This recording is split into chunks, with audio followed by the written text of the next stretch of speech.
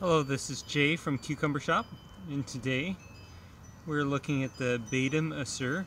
This is a cucumber from Turkey, often used in fresh eating and cooking, most often used for like stuffing and roasting. It's a melon that's grown immature as a cucumber and for roasting. And we have one there. We have a nice one right here. That's a really nice one. And then we have one down here as well. They're best when they're small like this. There's a couple more. And then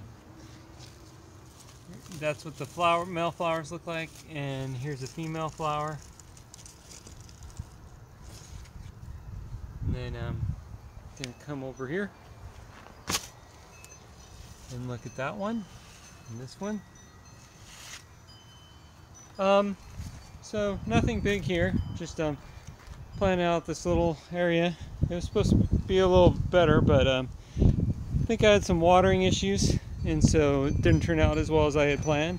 But that's about it. This is the Badem Acur Turkish cucumber melon variety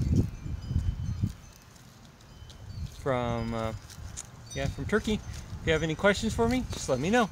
Jay from Cucumber Shop, and happy gardening.